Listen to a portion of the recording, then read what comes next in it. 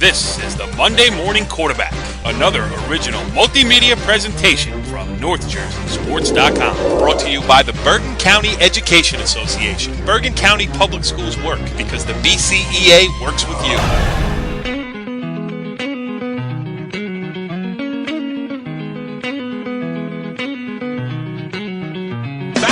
On the Monday Morning Quarterback, NorthJerseySports.com's original football multimedia series. This is Season 1, Episode 2. I am Corey Doviak, and the show is getting bigger already. We are only in our second show, in addition to having my co-host, Brandon Gregory, with us. Brandon, what's going on?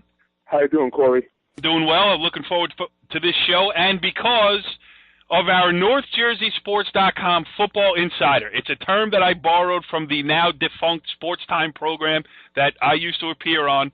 Rich Barton, our NorthJerseySports.com Football Insider. How does that new title sound for you, pal? It's pretty swell, if you ask me. Did I sound like Jack Cognetta a little bit when I introduced you? Wall-to-wall coverage. Wall-to-wall coverage here on the Monday Morning Quarterback, and we got a lot to cover this week.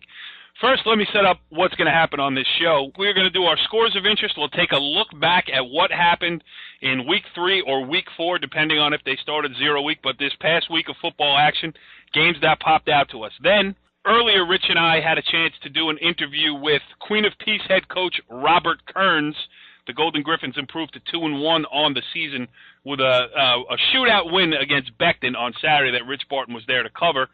And then we are going to get into our Sounds of the Game segment. Our own Brandon Gregory was over at the Hackensack Ridgewood game on Friday night. Got a whole bunch of great sound, a bunch of interviews that we'll play for you as we talk about that game. Then we will take a peek ahead at what's coming up this week, and then we will say goodnight. So let's get started here, gentlemen. Scores of interest from around North Jersey this past weekend, and really one that pops straight out at you, St. Joseph Regional 49, Bergen Catholic 6. Richie? I mean, St. Joe's, everyone knew that St. Joe's was going to be, one of the 2 or 3 best teams in the state, but, they are just smacking teams. I don't think anyone really expected them to be this good. You know what I mean? On both sides of the ball. They just have so many weapons. They can beat you in so many ways. 2 interception returns for a touchdown. You have Alston in the backfield. Tassadi's a great linebacker on the defensive side.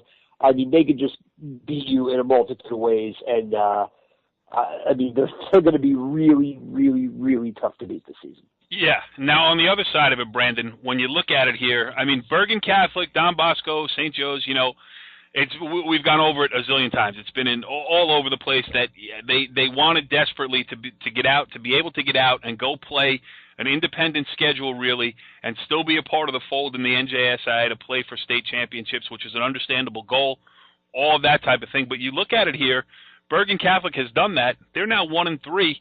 There's 9 teams in the bracket, in the non-public Group 4 state tournament bracket.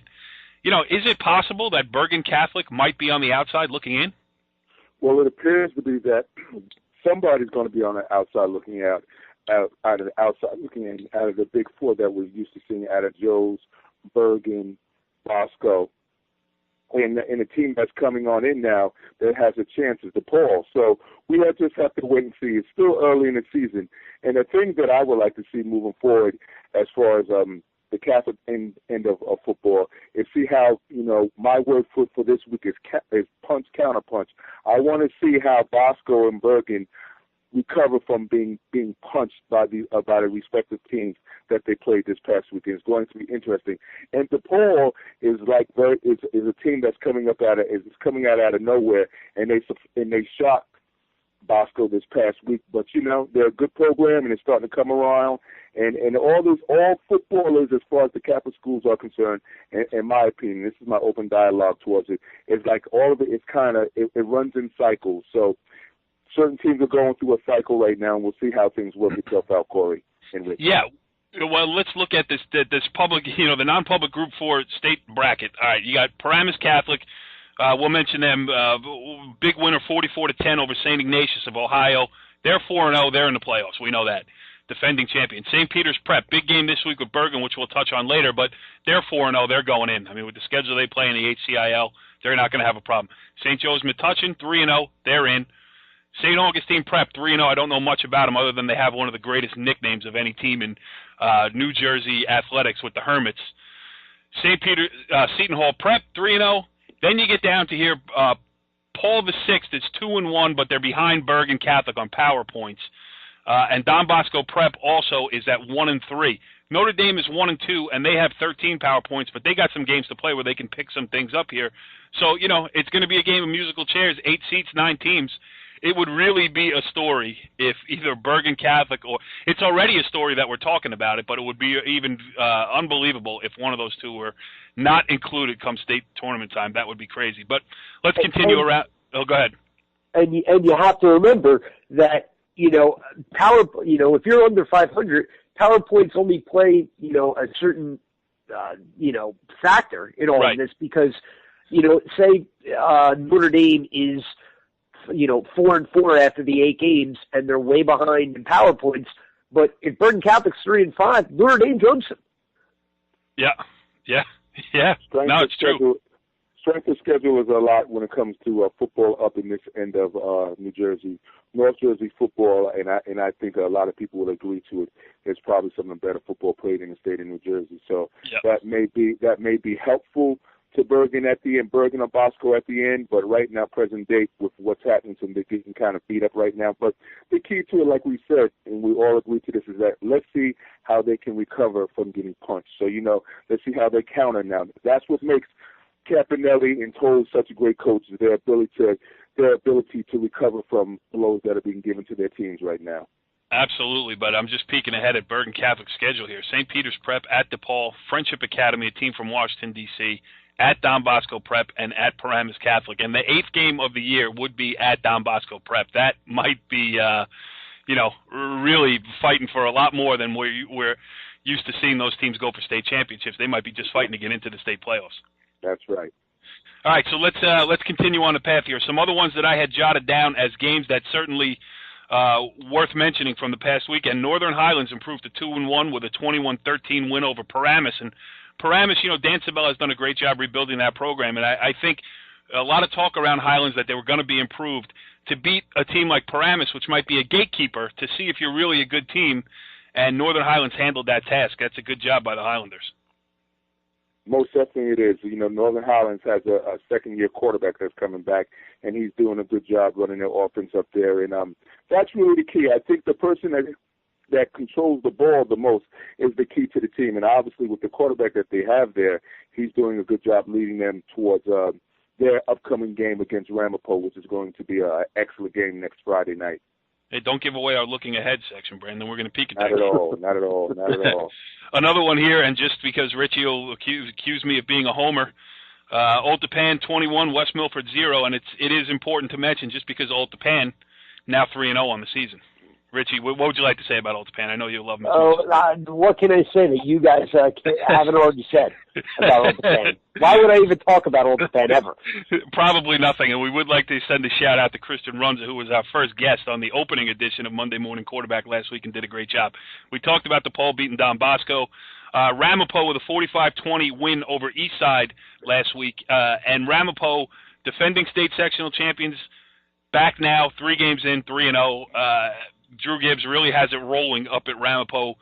Installed the fast-paced offense last year, and really they've just continued their excellence going into the game against Northern Highlands this week. I mean, Ramapo really is, again, a team to beat. With what they lost to graduation to be back in this situation is pretty impressive. I guess you guys agree with me because nobody jumped in. Well, I do agree. Ramapo has been. I don't want to say they've been a surprise. I mean, when you're defending state sectional championship, you don't see that team as a surprise. But I mean, they lost a lot from last year, and for them to be just rolling along like they are, so far is impressive. But as you said before, which we'll touch on later, the Highlands game is going to be quite the measuring stick for both teams. Here's what. Okay.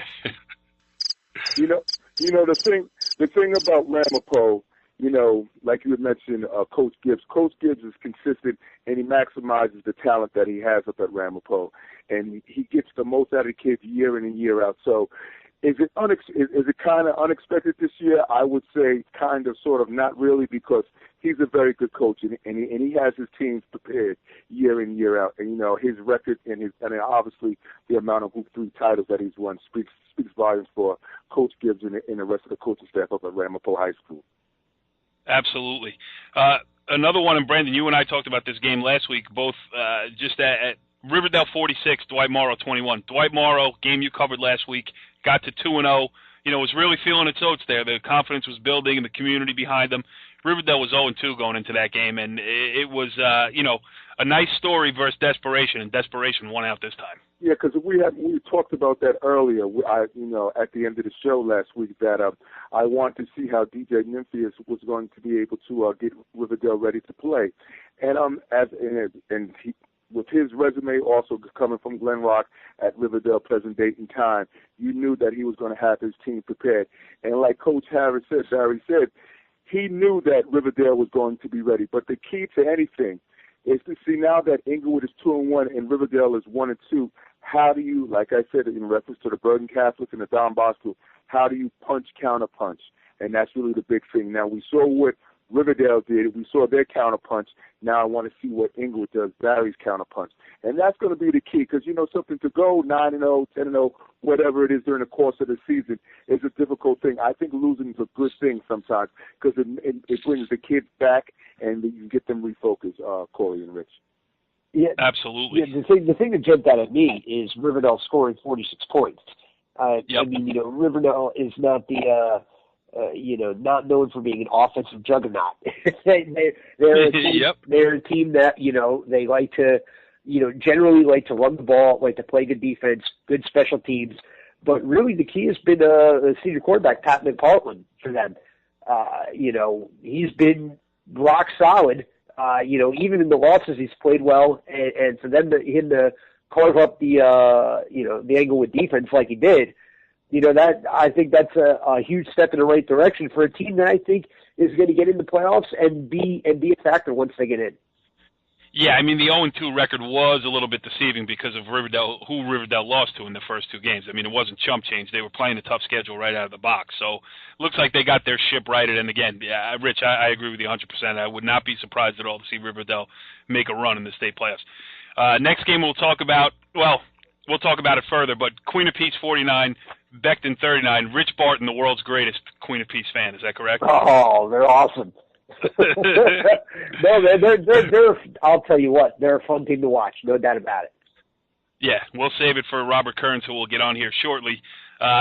This one stuck out for me. St. Peter's Prep 76, Kearney 0. St. Peter's Prep now 4-0 going into that Bergen Catholic game next week, and Kearney dropped to 0-3. And there is some, there's a story behind that one too. When Kearney did not want to play St. Peter's Prep and actually forfeited the game, this time they were forced to play him, and St. Peter's Prep exacted its pound of flesh, huh, Richie? Yeah, I mean, let's just say you could see that coming from a mile away. That type of blowout, and I'm sure there's some animosity there still. I don't think that was just they had a ruling and then that was that, and both right. parties moved on. But yeah, exactly. Yeah, I mean, Kearney is a team that's, even though they're a Group 4 team, I mean, they're struggling to, really put a team together. That took a hiatus. Yep. Yeah. The program took a hiatus from football a couple of years ago, and trying to piece it back together. Two more I want to mention before we move on to our interview for the week. Sea Caucus improved to 3-0 with a 21-14 win over New Milford, which dropped to 2-1. Pretty good small school football game there, Richie. No doubt about it. Sean Rosing. And in case if you don't know if the last name sounds familiar, it's because there seems like there are a million kids in the family, and they're all great athletes. Turns out, he rushed for 216 yards, all 3 touchdowns, and a 21-14 win. Sea Caucus is a team that's always, they're going to win their 8-9 games, and they've had some struggles in the playoffs, but maybe this is the year that they go over the top, and Rosing is a guy that you can that can carry it to a section final. Absolutely. And last but not least in our looking back segment, and of course I'm going to save this one for our last one every week, because my alma maters Palisades Park and Leonia, now a combined program, improved to 3-0 with a 56-6 win over Weehawken this past weekend. Go Tigers Lions. That's all I got to say. That just sounds weird. You know what I mean? It really does. Brandon, I mean, combining the Tigers Lions, it's ridiculous. But, hey, I don't care. I'm on the bandwagon. That sounds fair. Palisades Park, Leonia, or Leonia Right. Palisades Park, however you like to say it. They're a good program. Right. Coach Schumann is bringing the kids up. He's getting them together. And the main thing when you have a combined program, and correct me if I'm wrong, Rich or Corey, it's not so much of the kids, it's just so much of the kids learning to accept who they are as a team. And it appears that Coach Schumann has gotten them to be okay with each other because, you have your rivalries, Leonia, yep. Palisades Park. But it appears that Coach Schumann has them playing as one. And that's really the key. And I think, as usual, when you win, it makes things a lot easier. So that I think that's really one of the things that he's doing a good job at. And let's see if they can keep on progressing and make a run again to the end of the year like they did last year to the small school group finals. Yeah, absolutely. Yeah, and that's an interesting point, Brandon, because you would think, two towns combining, wow, now they have so many more players to choose from. But also, you have to, high school football, especially in a public school, it's part of a community. You're representing right. your town. And when you combine towns, I mean, you're representing your town, but you're also representing another town, and different emotions go into that. And absolutely. And I can speak to that firsthand for those two communities because they're not exactly alike. Yes, no, not at all. Different. I look at Powell Park as a blue-collar, hard-working town, in Leonia, up a little bit upper echelon people, so forth and so on, as far as the town is concerned. More of a white-collar town, it appears to be to me. And but the main thing at the end of the day, like I had mentioned, is just getting the kids together. And Coach Schumann appears to be that guy for that job because that also is an important piece of the puzzle, getting the right coach that understands the demographics of both town and the kids, because two different settings can lead into a lot of different problems, but obviously he has everybody on the same page. Yep, yeah, and Leonia gets tough kids from Edgewater. No, go ahead. We're going much deeper into it than we necessarily have to. Let's just say that Powell Park Leonia is 3-0. And for our weekly segment,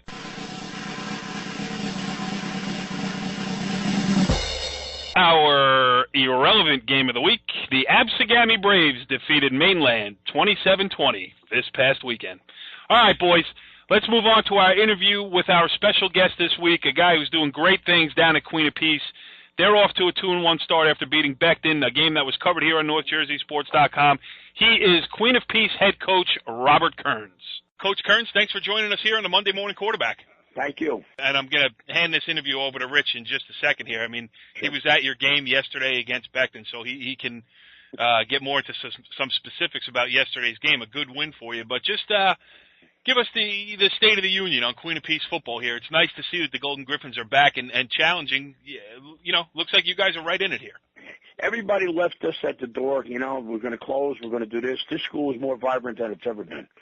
We're here to stay. And we're here to stay. Football has become the hottest subject right now in North Arlington again, and Queen of Peace is vibrating by it right now. Yeah, I mean, and it's obvious, too, with the talent that you've assembled there.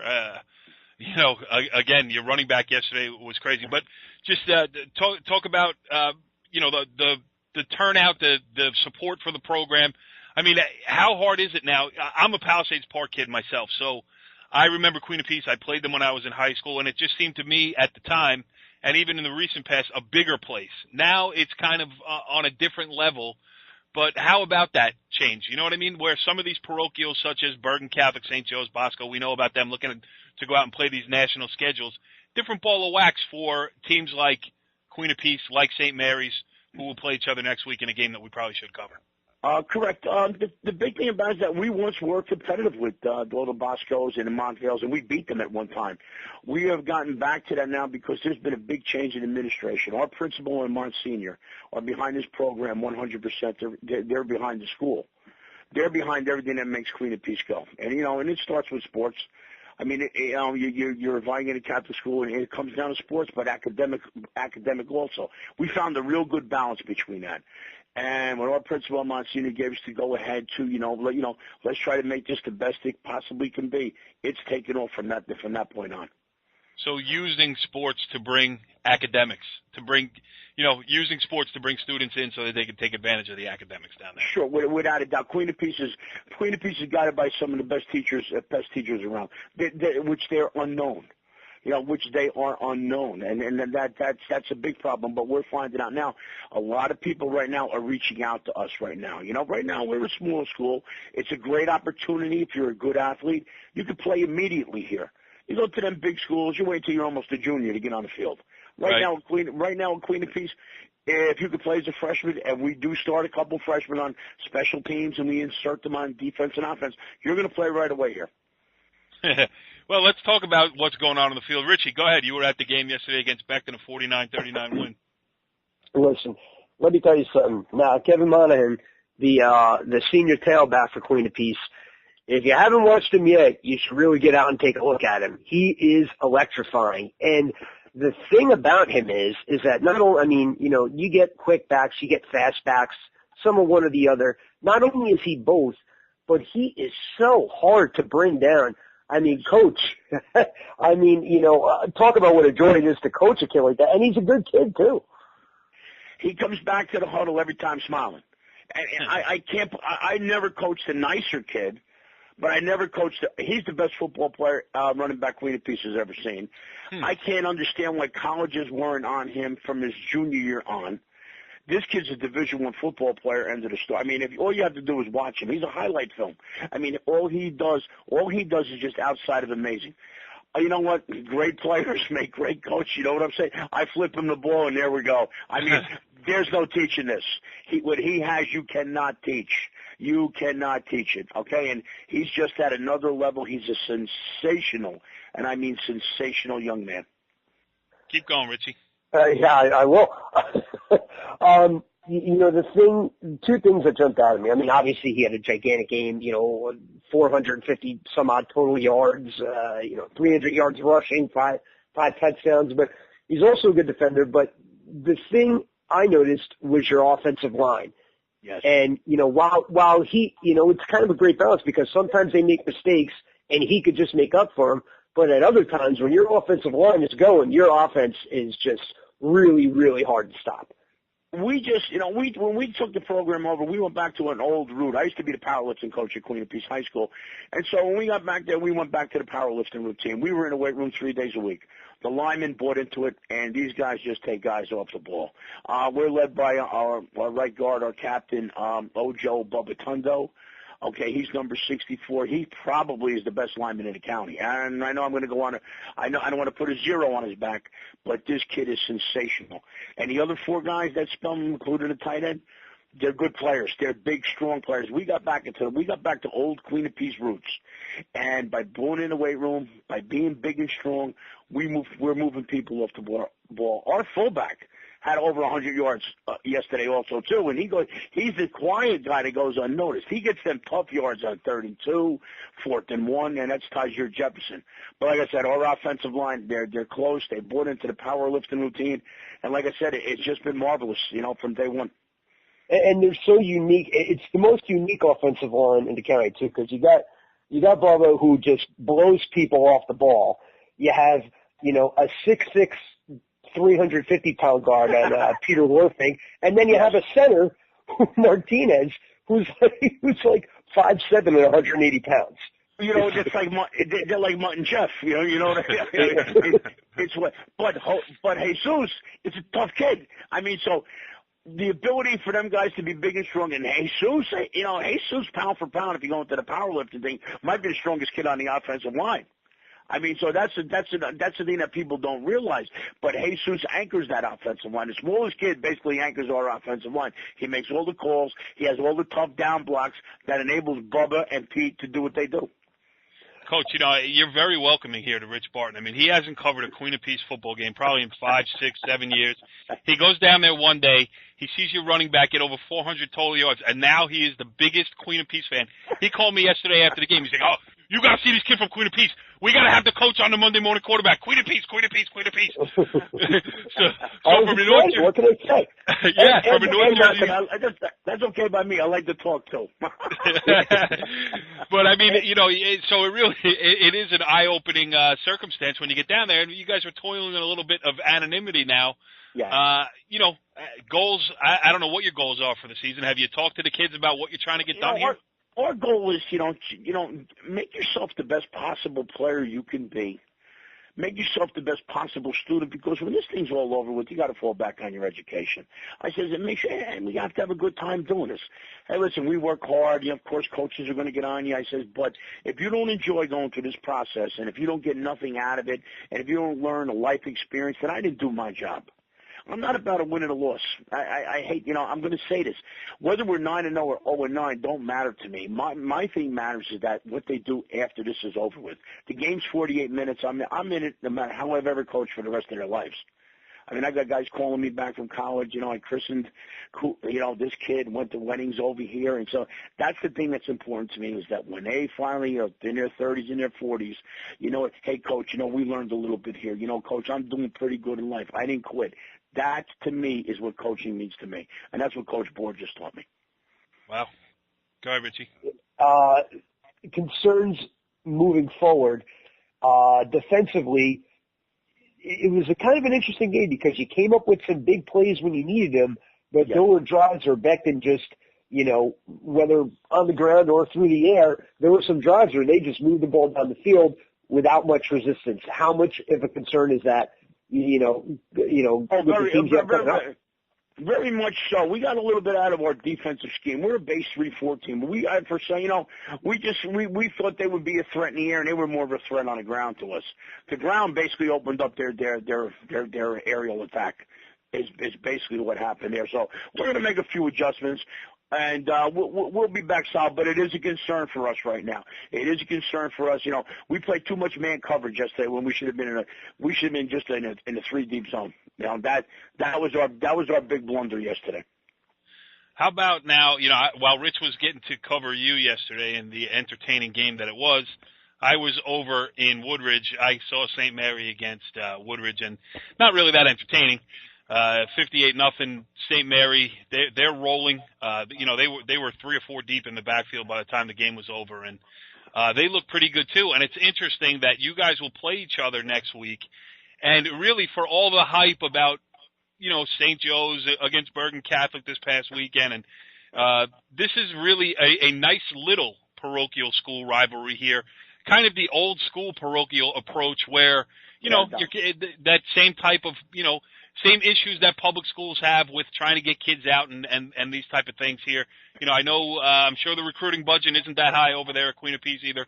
So, just talk about this one coming up, how important it is, because, in the grand scheme of things, you guys are fighting for the same students a little bit. Oh, without a doubt. And again, it becomes, we're a team, St. Mary's is a program. Same thing with Beckton. Beckton was a program, we're a team.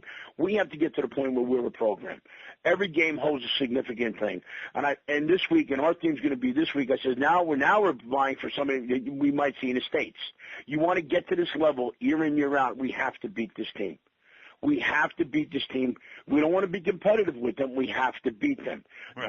They are by far, in and out, probably the best program in the area. Without a doubt, hands down. Yeah, I don't want to, give away the scouting report on St. Mary's there, but they may run something called the Gale Sweep once or twice at you. Oh, no, I know that. I knew that 10 years ago.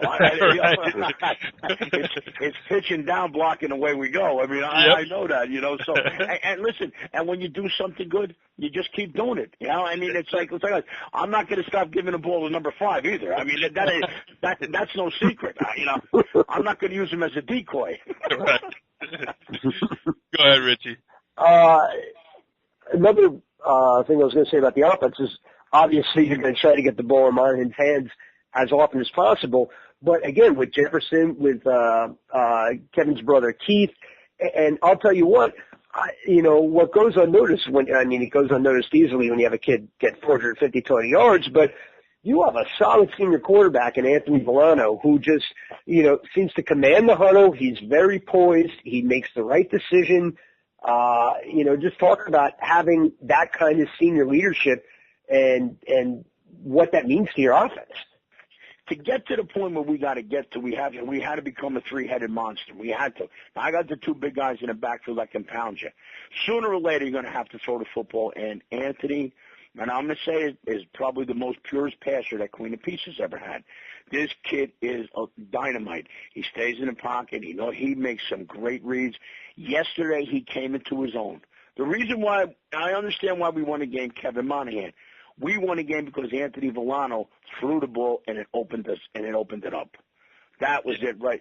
I mean, that's the end of the story. And like I said before, Kevin's a highlight film. He of course he's the number one guy, but Anthony Villano held the key to that game yesterday. And when he started hitting his mark and he started hitting passes, and you could see how he could throw the football, the running game became easy.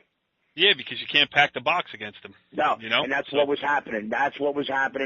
And he just picked him apart. Matter of fact, there was a couple times in that thing, and the confidence that I have in Anthony is that we go through this thing. We do a no huddle every week. I said, now Anthony, he knows the scheme. I says, you got 4 plays, run them, and it's on you. See, I gave the confidence to the quarterback that says, it's on you. You see the game better than any assistant coach. You know what's going out there. And there were times in the game yesterday he called his own number and he was on the mark. So one more before we let you get out of here, too, and just talk to us a little bit. I mean, before we came on the air, you gave us a little bit of your history with with the Queen of Peace program, right. Even though you went to North Arlington High School, which is something in itself. But, it sounds like Queen of Peace football program is important to you. How come? I mean, you've been there a long time talking about that. It's my whole life. It's been my whole life. I mean, I started out playing CYO football. I've been on that same practice field that we are. Christ, it's got to be 40 years. I coached with the greatest head coach that ever was Ralph Borges. And I'm just a Queen of Peace guy in and out. My brother went to Queen of Peace. He's a Hall of Famer at Queen of Peace. My son graduated from Queen of Peace. He just got inducted into the Hall of Fame. So Queen of Peace has been in my blood since probably the day I was born. Well, it's good stuff, and you've certainly breathed some good life into this program here this year, and we certainly wish you the best of luck going forward. We wish you good luck this upcoming week against St. Mary's. And for as excited as Rich Barton was about seeing you yesterday, I'm sure you haven't heard the last of NorthJerseySports.com either, being down there and checking out your game. So, oh man, it's a wonderful thing. And like I said, you guys want to talk anytime, listen, the phone's always open. Well, Coach, thanks for joining us here, and we will definitely catch up with you again down the road.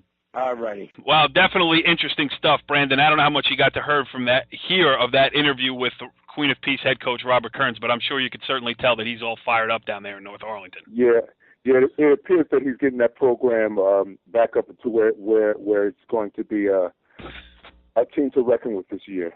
Yeah, absolutely. I mean, and the excitement in his voice was certainly palpable. So let's move on now to our next segment, which is Sounds of the Game. Now, Brandon Gregory is picking a game every week. He's going to go out there, recorder in hand, and get you the sounds of talking to people after the game is concluded, even sometimes in the stands.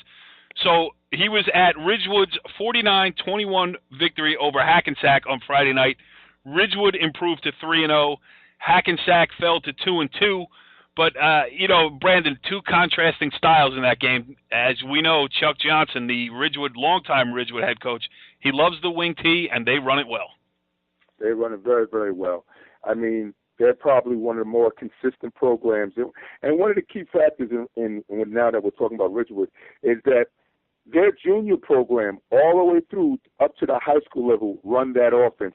So when the kids get to the high school at Ridgewood High School, they are prepared to run that offense. So Chuck has a huge advantage in comparison to maybe a lot of other towns where a coach may be running a different offense. So when the kids get to Ridgewood High School, they've been running that probably since they're 8, 9 years old. So it's kind of like second nature to them. Yeah, and as we've talked about in every show we've ever done here, stability in a program breeds success. If if you give a guy time, or B, if a guy is willing to stick around and put in the time, eventually it's going to fall into place. And Chuck Johnson is certainly a Bergen County legend, still doing it over there in Ridgewood. And let's hear what he had to say after the game. This is Brandon Gregory from NorthJerseySports.com, speaking to Ridgewood's head coach, Chuck Johnson. You've been the head coach at Ridgewood for over 20 years, and you go back to the old NNJIL days versus Hackensack. How does it feel to beat normally a tough Hackensack team? Well, I mean, Ridgewood Hackensack, the rivalry goes back to when I was a kid. I mean, I played in 3 Ridgewood Hackensack games back in the 60s. They were wars then. They've been wars in the 70s. They were wars in the 80s, 90s. Benji, we had our way with them for a few years in a row, and then Benji came in. Obviously, last year they spanked us, and this was kind of a revenge game for our kids. Most of our kids played. We had a very young team last year. They came back. We were up 21-14 at half. They came back and beat us 27-21. Played a much better second half than we did. Beat the pants off of us, and so for our kids, this was a big game for our kids. Big game. Your offense has been clicking. You scored close to 160 points so far this year. 3 games. What has the offense been doing to show such resiliency this early in the season? We have a lot of weapons, and our quarterback is he's the center of it. He's a tremendous athlete, throws, runs, tough, physical. Our 2 halfbacks, Jake Sabatini and Tim Bonanno, have done a great job. Our starting fullback actually broke his collarbone back in a game scrimmage, and we've had a sophomore fullback who's going to be a great one, a young man named Cooper Telesco, step up at fullback, and he's been tremendous. Our tight end is outstanding. Tonight they were double covering him, and our split end ends up with 2 big catches. So we have, and our offensive line is pretty much intact from last year. So we had 8 or 9 starters back from last year. So this was very much a junior team. We squeaked 7 wins out of them last year, which was great. But this has been the team we've been waiting for. So we're real excited about it. Last question. With the season moving forward, what do you need to do to improve to make Ridgewood, which is perennial, a good Group 4, now Group 5 team, ready for a big run at the end of the season, Coach? Well, I mean, it's the big games are to come down to all the little plays. We call them the special moments. Tonight there were a couple special moments. After the fumble, that drive, that was a special moment. The big games come down to those special moments. We have just got to be a bit more efficient. Obviously, we had a couple of penalties. Can't turn the ball over in those situations. I mean, there's always things that you can get better at. So the kids have been practicing. Their attitude has been awesome. Their effort has been outstanding. Their commitment throughout the entire offseason. It's one of the strongest teams we ever had because of their work in the weight room, not only this year but other years. So, we just got to keep working and keep getting better and try to eliminate as many mistakes as we can. Try to keep making big plays and, go from there. That's good stuff. Brandon, excellent job with that interview, first of all. And second of all, I think just, all those years of doing this, big games come down to little plays. I mean, such an important point. Yeah, well, something like I had mentioned, the thing that I enjoy so much about Coach Johnson, because I love Bergen County football. Like you said, he's been around forever. So he remembers playing Hackensack from the 60s moving forward. When we go into the 70s, we can think of the great Derek Taylor teams. We can think of the great teams that had Dodie Nelson on the team or Dodie Walker on the team. You can think of the great teams in the 80s with Walter King, Joe Dawkins, all those teams, and then moving forward into the 90s with Danny Akindo and a lot of different players, in the 2000s. So Hackensack Ridgewood goes way back, and he's seen it all. So he appreciates and he respects Hackensack a lot. So That's what I enjoyed about the game more so than anything else, because I know he believes in that game. And Richie, nothing better than we like as journalists more than the wing T offense. Yeah, that's very true. Keep the game moving. Keep it on the ground and keep it moving. All right, so Brandon, some of the kids who played great for Ridgewood in that game, you also had a chance to catch up with some of them. So let's take a listen to what Jamal Locke, Ridgewood quarterback, had to say after the game. This is Brandon Gregory from NorthJerseySports.com. I'm speaking to Jamal Locke after Ridgewood beat Hackensack 49-21. Jamal, you went 2 for 4 for 74 yards. 1 touchdown pass. You ran the ball 4 times for 118 yards. Your Ridgewood team has outscored your first two opponents, Eastside, Patterson Eastside, and Patterson Kennedy, 103-21, and you beat Hackensack tonight, 49-21. Why is your offense clicking so well so early in the season? You know, in practice we've been working real hard. We know last year this game was a really tough one for us. We lost at the end of the game, and we knew that if offense clicked, we'd do well this game. And this week in practice we worked really hard, repetition in offense, and we made it work. You're a 3-year starter. How is it playing under Coach Johnson? He's a great coach. He's a legend. 30-plus years of coaching. He's a great man, respectable. Love him so much. You know, great guy to play under. It's amazing. Hackensack is a traditional rival going back to the old NNJIL days and now present-day Big North. How is it playing against a tough Hackensack team, Jamal? No, it's always a great game to play against Hackensack. They always bring it every single year. No matter their record, they always play up for Ridgewood, and we always play up for them. So much fun to play in this game, and I love playing it for 3 years. Thank you very much for a couple of minutes of your time, Jamal. Yeah, well done. Quarterback, 2 for 4 passing. That's what I like to see when I'm covering a game. Well, you know something in that game. You know, he wanted, when you think of Chuck, everybody says he's ground and pound.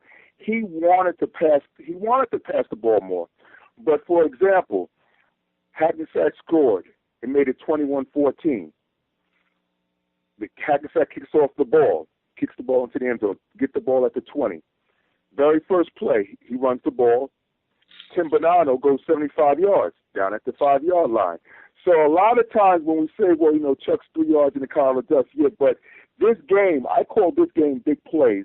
They had a play of 27, they had a play of 30, 37, 51, 75, 31. They had a lot of big plays in this game, Rich and Corey. So, and a lot of them came from the ground game. So he was playing on a short field for a lot of the game. So what it appears to be that he's running the ball, but that game was really predicated by big plays, and Ridgewood was the one that made them. Yeah, and here's the thing, too, about, I mean, I'm just kidding from a time standpoint, but when you talk about he's 2 for 4 passing, it's when he throws those passes. If you're forcing Ridgewood to throw passes on 3rd and 16, then you've obviously got the advantage. But if they can complete a pass on 1st down for 6 yards, set up 2nd and 4 with that offense, the forward pass is the change-up in that offense, and if they can be successful at it, and Jamal Locke is a great athlete. I mean, I've covered him in basketball, and he's obviously a great athlete. If they can hit you with a pass when you're not expecting it, when when you got 10 in the box or those type of things, it can be a real weapon in that offense too, and an underrated weapon because a kid like Jamal Locke can hit you for one. Something, it appears to me that as the season progresses, I think they are going to pass the ball more, and I think that's going to be something that other teams have to prepare for because they ran a couple waggle pass plays, and the two pass plays went for 48 and 36 to Doug Barnes, and he scored a touchdown. So each time they passed the ball, because they were running the ball so well, he sucked the defense up, he sucked in the linebackers in the secondary, and obviously Doug Barnes got behind him for the 2 big plays for the 48 and 36-yard catch, one for a touchdown and one for a 48-yard catch. So that's really the key. They run the ball, suck you in, then when he does, he goes over the top big. Yeah. All right. So, to get those yards on the ground, you obviously have to have the big boys up front opening some holes. And as you mentioned, Suk Min Yoon was going up against 6'7", 305-pound James Austin and held his own on that Ridgewood offensive line, even did better than that. So let's hear what one of the grunts in the middle of that wing T offense had to say after the game. This is Brandon Gregory from NorthJerseySports.com on the sideline with number 74, Suk Min Yoon, defensive lineman for Ridgewood after the 49-21 defeat of Hackensack. Suk Min, tonight I had you for 2 sacks, 3 assists for a total of 5 tackles. How does that feel? Oh, it feels great. It was my first 2 sacks. But, our coach was like, you got to get to the quarterback. We got to get to the quarterback. And then the first game and the second game, we barely got to the quarterback. So, third game really meant a lot. You played against one of the better running backs in North Jersey this year, Aaron Guzman. What did the coaches do this week to prepare you for him? Oh, just stay low and then just drive your feet. Because this kid, I knew this in freshman years from down Bosco. He was a great runner. So all we have to do is stay low and just storm tackle him because we knew solo tackles won't work, so we have to just swarm him. Moving forward, this is the last question. Moving forward, what do you expect the defense to? What does the defense need to do to improve on moving forward against your next opponent? We gotta pursue more, and then we gotta condition more. And the long drive, we're not used to this. It's the first long drive. We gotta condition more, and then just gotta pursue to the ball and just swarm tackle more. Thank you for a couple of minutes of your time. Thank you. Well, I was obviously wrong there. He didn't blow open any holes. He closed them. So, hey.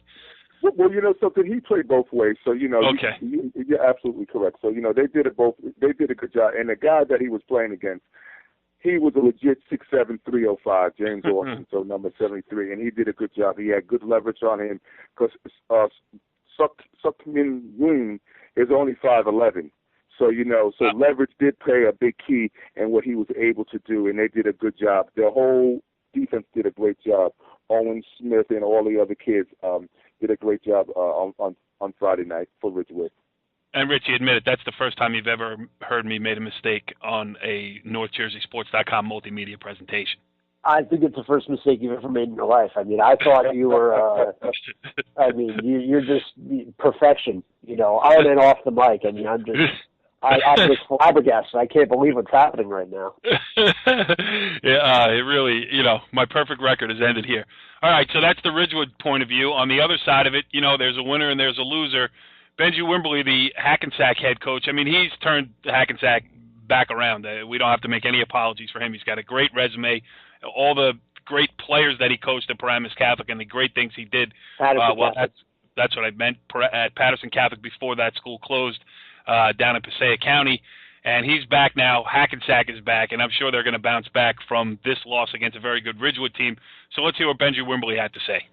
This is Brandon Gregory from NorthJerseySports.com speaking to Benji Wimberly, head coach of Hackensack after Ridgewood beat Hackensack 49-21. Coach Wimberly, in watching the game tonight and watching Ridgewood beat a Hackensack, what does Hackensack need to do to improve moving forward? Defense has to get better. We have to tackle better, do the basic things better, you know, do our assignments better. I think that's the bottom line. I think offensively we moved the ball well, you know, put some, 21 points up. It should have been more. And, defensively we just got to get better. That's it. You have a young quarterback who's improving each game. He's passing the ball well, a couple balls with tip. What does he need to do to get better moving forward, Coach? This timing, I think that's going to be a definitely plus. That he's put up decent numbers. Like I said, offensively, I'm pretty comfortable that we're going to come together and gel and do a better job. And early on, we played pretty well. Defensively is the key. With 9 new starters on defense, it's just getting them game experience. Just getting them guys to understand that they have to do their assignment, do their job, and they'll be okay. Last question: Hackensack and Ridgewood are old traditional rivalries going back to the NNJIL days, now in the Big North. How does it feel playing in a good game like this, in a traditional rivalry game, even though the score didn't end up the way that you would like? It's always good. A well-coached team, a program with great tradition. We beat them last year and won our division championship. We knew that they had a lot of incentive with so many seniors coming back that it would be a real tough job today. So we're looking forward to, putting a red dot on that calendar for next year when we play. Thank you very much for a couple of minutes of your time, Coach Wimberly. Thank you. Classy as always there, Benji Wimberly. That he is, always classy. He's a good guy, too, to take out the time and allow me to speak to him after their defeat to Ridgewood. So, I appreciate him taking out that time, and I'm very appreciative of that. So, Brenda, how do you like getting out there and covering these games? Well, something I enjoy because, this is what I always have enjoyed doing, and I'm Bergen County through and through. And as you can obviously tell, I pretty much know quite a bit and quite a few people, and it's enjoyable. It's very, very enjoyable for me. It gives me something to do on Friday nights besides coaching that I do during track season. So, but now I'm back into football, and it's fun. Yeah, and one of your connections was in the stands watching the game there. He's a well-known local quarterback guru, Medee Williams. You caught up with him before the game. Let's take a quick listen to that interview. This is Brandon Gregory from NorthJerseySports.com. I'm speaking to Medee Williams before Ridgewood Hackensack game.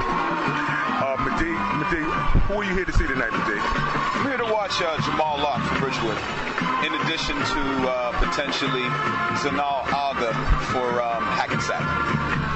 Medee Williams, if anyone would like to know, and I know people would like to know, is the quarterback coach for several of Bergen County's high-end quarterbacks. He has coached Devin Fuller, Jordan Fuller, Brandon Wimbush at St. Peters Prep, Wesley McCoy, the current quarterback at Dwight Moore High School, Steve Shanley, the Paramus Catholic quarterback who's currently out in Ohio getting ready to play tomorrow, Jamal Locke, who we just mentioned, Christian runs in the OT, and sophomore Derek Anderson at Indian Hills. Madi, also with coming to watch Jamal Locke, what are some of the things that you are helping the kids get better at as far as when they're getting prepared to play at the high school level? Basically, their overall understanding of the game. I start from, working on basic fundamentals all the way to the cerebral aspect of the game, being prepared, game management, just being able to manage the game the way they've been doing it, up to this point. And they're playing on an extremely high level. Extremely proud of these guys. Last question. What are the things that you're looking to see from Jamal this evening? Just him, basically executing the offense the way the coaches, game plan, and also for him just to play within the system and also make plays whenever he needs to. We work on the basic fundamentals, but we also work on him being extremely calm under chaos. So when he's under duress, he's extremely calm and he can make a play. Whenever it's in need. This is my last question for you, Madi. What have you seen the improvements with Jamal from his sophomore year leading into his senior year? Tremendous growth. Just overall maturity. You've seen his body change. We not only work on quarterback fundamentals, but speed development, change of direction, basic strength and conditioning, just to get his overall game to peak at the highest level. So basically, I just want to make sure he's out there and doing what he needs to do, being the leader that he needs to be for his team. Again, Brandon, well done. I appreciate that, Corey. And also, there's another quarterback that Madi is tutoring, is working with right now, and his name is Elijah Bethea from Teaneck High School. He's a junior. He's been with Madi since his sophomore year, and you should expect some big things from him also. Another one of these young quarterbacks that's just learning how to play quarterback. And this is a little thing about Madi, for FYI for the show. Madi played up at Syracuse. He was a starting quarterback up at Syracuse during the time Donovan McNabb was up there. Madi ended up getting hurt, and Donovan McNabb won the job, and that's the thin line between you being a professional athlete and you doing what he does for a living. So Madi was a high-end high school quarterback, went to a promising program at Syracuse when he was there, when Paul Pasquale was there, and obviously he knows his stuff. So he learned from the best, one of the best quarterback coaches up there at that time, and he does a good job with the kids in the North Jersey area. They should be very appreciative of having him. Yeah, absolutely. All right, well, that's the Sound of the Game segment for this week on Season 1, Episode 2 of Monday Morning Quarterback. Let's move on here. Let's get Richie Barton back involved as we do our Looking Forward feature, some of the games coming up this coming weekend that we're interested to see. And Richie B, I think it starts and ends, well, not ends, but it certainly starts with St. Peter's Prep, Bergen Catholic, because of all the reasons we mentioned earlier in the show. I mean, you could throw everything else out. Bergen Catholic needs a win here. No doubt about it. I mean, they need a win, and beating St. Peter's Prep would be quite a quality win. And on the flip side, St. Peter's Prep, I mean, let's face it, they're the cream of the crop in Hudson County, and it's not even close. And they have been for the better over a decade now. That said, their last real big win was the Will Hill win when they beat Bosco for the title. I mean, that's the biggest win that they've had probably in their program's history. But I mean, they haven't had too many big victories over quality competition since then. And I think this is a chance for them. I mean, they've been waiting for this opportunity. They're a senior-laden team. Jonathan Hilleman going to Rutgers, one of the best tailbacks in the state. I think St. Peter's Prep is going to win the state because they've been chomping at the bit to win this type of game for a long time. But Bergen Catholic, I mean, you're going to find out what they're made of because their backs are against the wall, no question about it. And two teams kind of playing in desperation, but for different reasons. You know what I mean? Yeah, absolutely. I absolutely know what you mean. And that led you, like you mentioned, that last big win against Don Bosco Prep. I mean, That came a long time ago in the end of the 2005 season when they finished 12-0-1 with Will Hill. And Richie, I endeavor you. Your job is to get us Richie Hansen as a guest on the show. I know you have a very intimate relationship. That is. All right, well, known Hansen a long time, and I'm sure he's right now diagramming plays till 3 in the morning, trying to figure out what to do. But that's going to be an interesting bracket, just because St. Peter's Prep is a team that no one's really talking about it with state title aspirations, really. But I mean, right. they're as good as anything in that section. Yeah, no, they absolutely are. Some other interesting ones. Pascack Valley versus DePaul. I mean, DePaul is obviously the favorite here, coming off a win against Don Bosco Prep. But it's always interesting when you get the higher echelon of the public school teams going into maybe what is perceived as a pick-offable, if I could coin a phrase here, one of those parochial teams. Obviously, DePaul is on the way up. It's feeling its oats here. It's going to be interesting to see if they can hang with a team like DePaul, who maybe has a little hangover after beating Don Bosco Prep. Brandon? Well, something that's interesting that you mentioned that, because DePaul played Paramus Catholic tough. Paramus Catholic came back and beat them. And then they came back and played Don Bosco and beat them. So, hangover, because they played 2 tough games. But I think DePaul and their coaching staff, along with their players, understand where they're at as far as the pecking order is concerned, and I don't think they're going to look past anyone. Pascack Valley, like you said, is traditionally a very good public school team on the Group 3 level, so the DePaul coaching staff will have them prepared. I actually work with one of the guys that's on the coaching staff at DePaul. His name's Coach Marshman. He's a correctional officer at Northern State Prison with me, and he says that the kids are working hard on a regular basis, and they're prepared. So I would be surprised if DePaul lets down this upcoming week. Hey Brandon, you're the co-host of a football show. How come we haven't had this guy on as a guest? Well, something, I'll have him on. We're just 2 weeks in, and we'll be able to get as many people as you and I, Corey and I, would like to get on, and yourself with. So Marshman would love to come on, and he's a good guy. He's a big boy too. He's like 6'4", 285, so he's a big kid. Yeah, and you have a long to-do list, Brandon. I mean, Devin Fuller, the return of Kasim Green. I mean, you got a lot of work to do. I'll try to get some things done so that we can have a lot of good people on. But one of the guests I am going to have for next week, if you would like to do it next week, is the running back from Paramus Catholic, Keon Washington. He's ready to come Absolutely. on, and I actually spoke with his father and his mother, and they listened to the show last week. His father texted me and called me and said, "Thank you for giving my son a shout out and your strong support." So he wants to come on, and I told him I'll speak to you, Corey, and see if you wanted him to get him on. And like we had spoken off here, you said you would love to have him. So, Keon, get ready for next week. Absolutely. Consider it a green light, no doubt. A couple more games. We'll just mention them quickly here. Queen of Peace, St. Mary's. Richie covered Queen of Peace. I covered St. Mary. One of us will be down there on Saturday, and that's going to be a good one for sure. Mahwah Ramsey, interesting because those two teams are rivals. They're from the old NBIL division. They were two of the smaller schools then. Those were always important games when they played in the NBIL, and that's carried over now to the Big North Conference as well. And the game that, Brandon, maybe you mentioned that you might head out to this week. We haven't fully decided a schedule yet, but Ramapo Highlands, we touched on it earlier too. Highlands made a statement by winning last week against Paramus, and they could really burnish their reputation now against Ramapo, which, as we talked about earlier in the show, is clicking on all cylinders.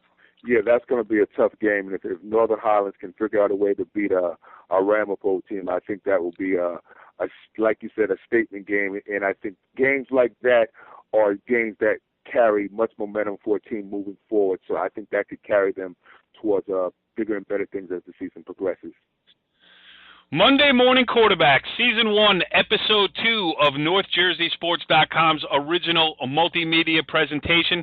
We could go on for hours, but I got to go, boys. It's the series finale of Breaking Bad. Follow the leader.